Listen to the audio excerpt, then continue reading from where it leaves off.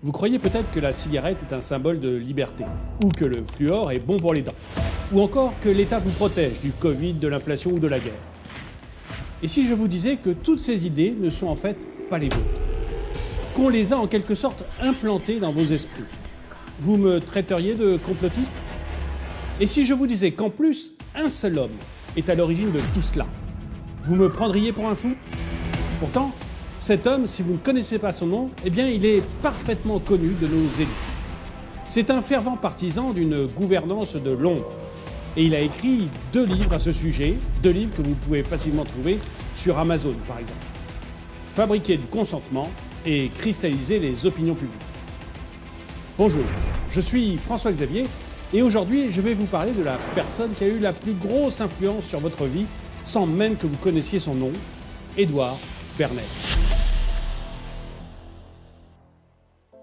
Edward Bernays est un Américain qui est mort à Boston en 1995 et qui a vécu 103 ans. 103 ans qu'il a occupé à l'une des tâches les plus importantes du XXe siècle, faire courber la volonté des peuples devant celle des puissants, et ce, sans aucune violence. En fait, Edward Bernays, c'est également le neveu de Sigmund Freud, et il a beaucoup appris de son tonton. Bref, Edward Bernays va travailler pendant toute sa vie à créer du désir ou du dégoût en fonction de ce que veulent les puissants.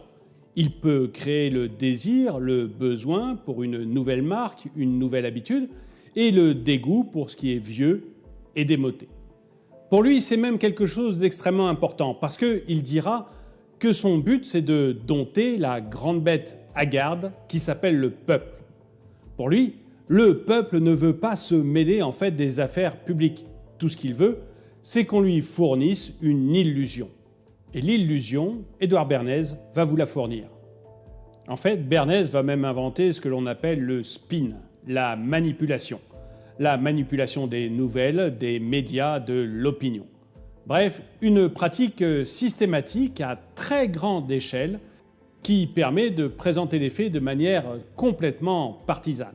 Et grâce à ça, Bernays va faire fumer les femmes américaines, il va démultiplier les ventes de pianos et de savons, et il va même contribuer à faire basculer l'opinion publique américaine vers la guerre en 1917.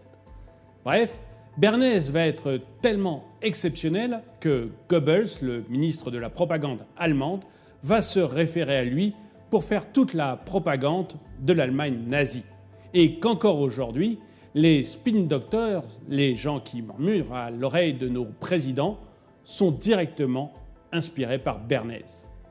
Mais je vais vous raconter quelques-uns des hauts faits d'Edward Bernays, en commençant par le premier de ces véritables hauts faits. Imaginez, un pays voisin de chez vous est en guerre, mais pas le vôtre. Et vous, vous êtes plutôt pacifiste, vous n'avez aucune envie que votre pays se mêle de cette guerre. Seulement voilà, les dirigeants, eux, ont décidé qu'il fallait intervenir. Et il faut donc lutter contre le peuple pacifiste. Ça vous rappelle peut-être quelque chose.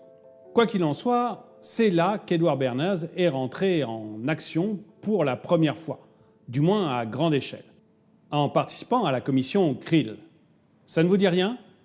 Et si je vous dis « I want you for US Army » avec un oncle Sam qui vous regarde sérieusement et pointe vers vous un doigt. Là, vous savez forcément de quelle affiche je parle. Eh bien, cette affiche, c'est Edward Bernays et la commission Krill. Et c'est dans cette commission que l'on va mettre en place énormément des nouveaux concepts qui permettent aujourd'hui de manipuler l'opinion. La distribution massive de communiqués, le recours au cinéma, les campagnes ciblées de publicité avec énormément d'émotions à l'intérieur, et puis des leaders d'opinion qui sont plus ou moins achetés, et enfin la mise en place de groupes ou de commissions bidons. Vous savez, les groupes de citoyens tirés au sort et qui sont censés rendre leur opinion à l'État sur tel ou tel sujet après avoir écouté de nombreux experts, eux aussi désignés par l'État. Cette méthode, vous l'avez peut-être vue récemment également. Eh bien, ça aussi, c'est Bernays. Et les résultats de la commission vont être fantastiques. les États-Unis rentreront en guerre comme le voulait le gouvernement et comme ne le voulait pas le peuple. Mais pour Bernays, la situation est très simple. Il y a une élite qui est instruite, qui sait les choses et qui est prévoyante. Et il y a en face un peuple qui, lui, ne sait pas et qui est brouillon et qui veut se mêler de tout. Et donc, le travail des spins, comme l'est par exemple Bernays, eh bien, c'est de façonner cette opinion publique pour que finalement, elle se mette à penser comme ses dirigeants. Bref, la commission Krill sera un succès, les États-Unis rentreront en guerre et les capacités de production du pays vont être démultipliées. Et puis, la guerre s'arrête.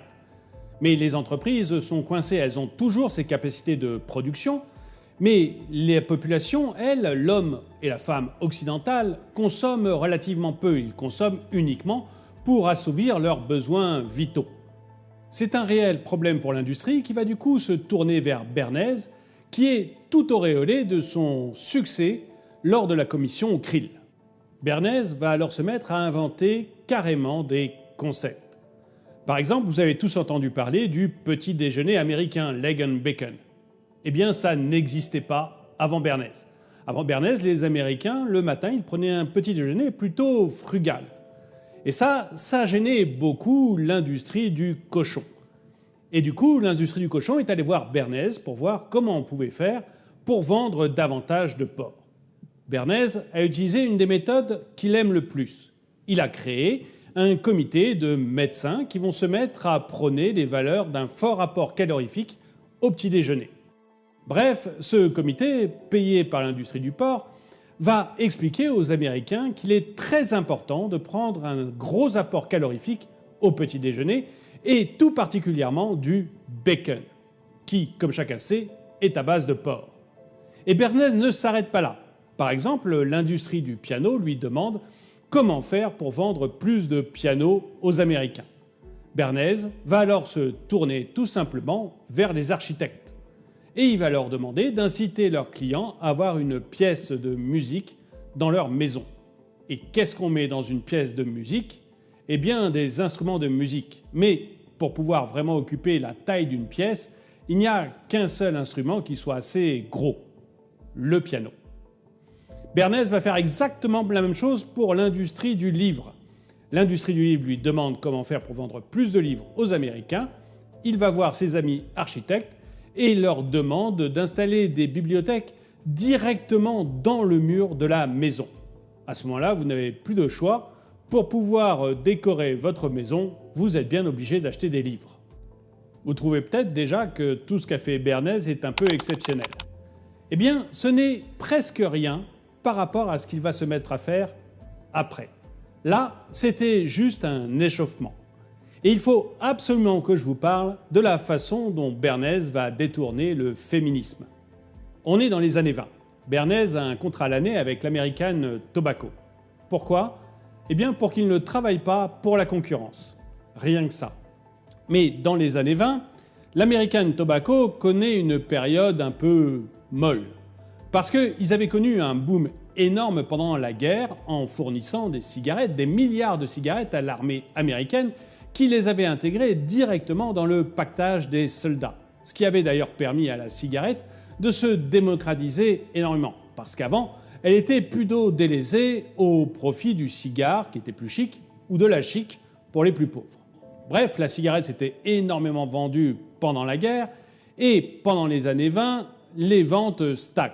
Et du coup, l'industrie du tabac aimerait trouver de nouveaux clients, et notamment les femmes. Seulement voilà, comme la cigarette a été énormément utilisée par les soldats, elle a une image extrêmement virile, et les femmes ne veulent pas fumer. Du coup, l'industrie du tabac se tourne maintenant vers Bernays pour orienter cette nouvelle cible, les femmes. Et Bernays va inventer un piège merveilleux.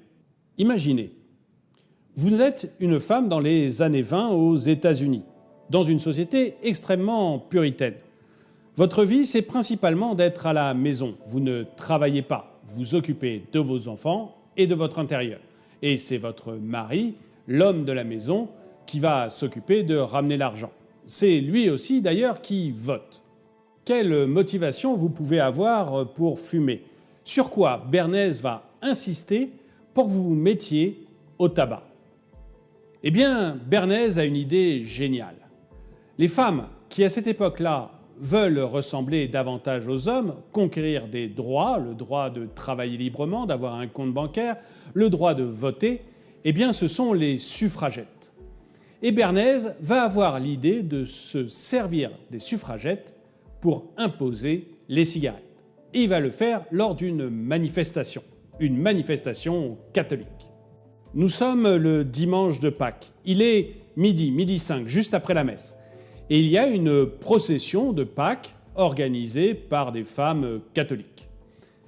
Et là, Bernays va sélectionner une dizaine de jeunes premières. Et puis il va les inviter et il va les mettre complètement sur le devant de la marche. Évidemment, la dizaine de jeunes premières, de jolies jeunes femmes, sont toutes des suffragettes. Et elles se battent pour l'égalité hommes-femmes.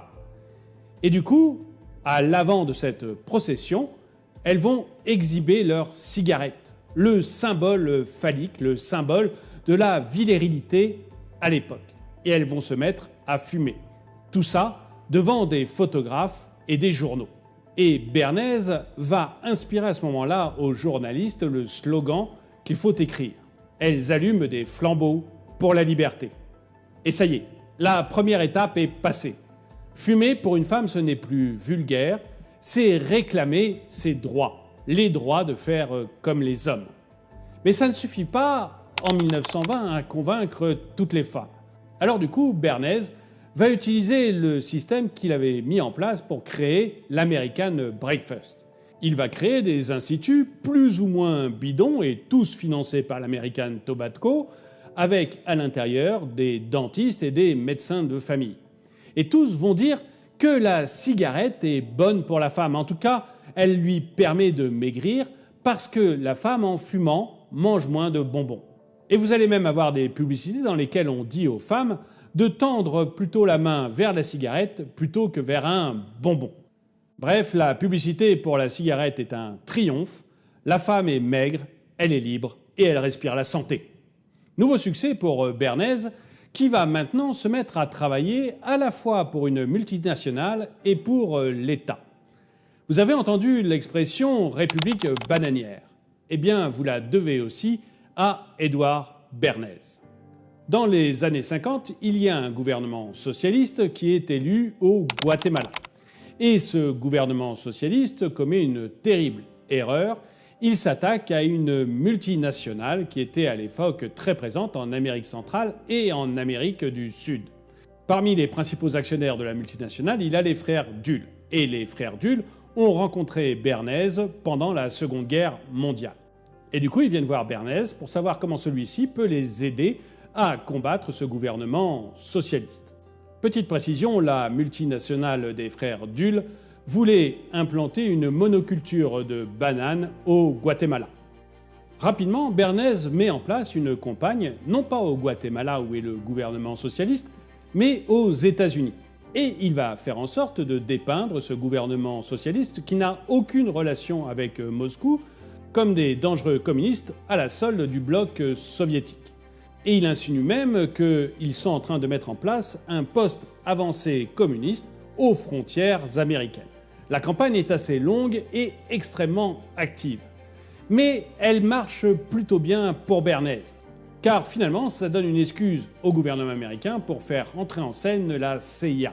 Et la CIA va aller bombarder la capitale du Guatemala. Suite à cela, les États-Unis vont réussir à mettre en place un nouveau gouvernement beaucoup plus à leur solde. Et c'est là que Pablo Neruda parlera des Republicas Bananas, les républiques bananières, en référence à ce gouvernement qui est à la solde à la fois des États-Unis et de la multinationale de la banane. Je pourrais également vous parler de la façon dont Edward Bernays a œuvré pour que l'automobile devienne un objet de consommation de masse. Mais je préfère vous parler du mythe du fluor. Vous pensez peut-être que le fluor est bon pour vos dents. Eh bien, si vous pensez ça, c'est grâce à Edward Bernays. En fait, c'est un mythe qui est né aux États-Unis en 1939 grâce à lui. En 1939, il y a une compagnie d'aluminium géante qui s'appelle Alcoa et qui fait face à plusieurs procès assez durs pour déversement de produits toxiques dans la nature, le fluor. Et Alcoa va demander à Bernays comment faire pour pouvoir se sortir d'une si mauvaise affaire. Édouard Bernays va alors utiliser le système qu'il a utilisé pour la cigarette ou encore pour l'American Breakfast. Il va mettre en place un groupe d'experts. Le groupe d'experts va alors examiner le fluor et, comme par miracle, il va trouver que c'est un produit absolument merveilleux. Il va en faire l'éloge. Tous les déchets industriels dérivés de la production d'aluminium deviennent soudain quelque chose de fantastique. Et ils vont aller jusqu'à proposer qu'on ajoute cette substance, le fluor, à l'eau des villes. Mais Bernays n'est pas complètement fou. Il se doute bien que tout ne va pas se passer si facilement. Il sait bien qu'il va y avoir par exemple les services de santé publique qui vont résister à cette volonté de mettre du fluor dans l'eau. Qu'à cela ne tienne, Bernays trouve une parade. En 1947, il fait engager l'un des avocats d'Alcoa, la compagnie d'aluminium. Il fait engager un de ses avocats à la tête de l'Agence fédérale de sécurité, ce qui lui donne ainsi le contrôle des services de santé publique.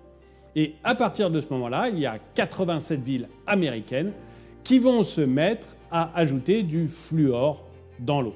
C'est-à-dire que grâce à Édouard Bernays, il y a des fonds publics qui vont servir à acheter le déchet toxique de la compagnie Alcoa, le fluor, et à le rajouter à l'eau des villes pour qu'il soit consommé par la population. Et encore aujourd'hui, il y a énormément de villes, y compris en France, qui utilisent la méthode de fluorisation de l'eau. Merci qui? Merci Édouard Bernays. Alors vous pensez peut-être que Bernays est un homme sans scrupules absolument horrible. Eh bien, pas du tout.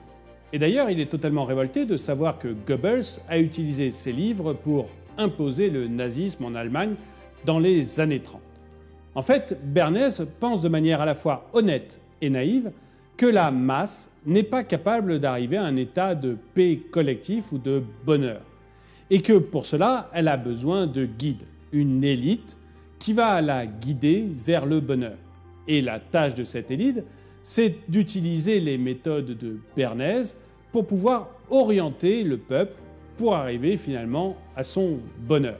D'ailleurs, Édouard Bernays a écrit plusieurs livres pour décrire ces méthodes et pour que le peuple puisse les connaître et ainsi être capable de savoir si oui ou non il est manipulé. J'ai cité deux de ces livres en introduction, mais je vous les redonne tout de suite. Fabriquer du consentement et cristalliser les opinions publiques. Et ces deux livres, vous les trouverez chez n'importe quel libraire ou chez Amazon. Et j'aimerais bien savoir ce que vous en pensez. Est-ce que vous pensez que les méthodes de Bernays sont encore celles qui sont utilisées par nos gouvernements pour nous guider? Et si vous le pensez, est-ce que vous pensez que c'est une bonne chose, qu'effectivement, on doit avoir une élite qui nous guide parce que le peuple, d'une manière générale, n'est pas capable de savoir où il va tout seul et que la démocratie, si elle n'est pas guidée par une élite, n'aboutira à rien. Et pour conclure cette vidéo, je vais vous donner une phrase que donnait Édouard Bernays et qui explique parfaitement sa philosophie. Notre démocratie ayant pour vocation de tracer la voie, elle doit être pilotée par la minorité intelligente qui sait enrégimenter les masses pour mieux les guider. Merci d'avoir regardé cette vidéo, mettez-lui un pouce vers le haut, commentez-la, partagez-la. Merci à tous ceux qui soutiennent la chaîne et moi je vous dis à très bientôt.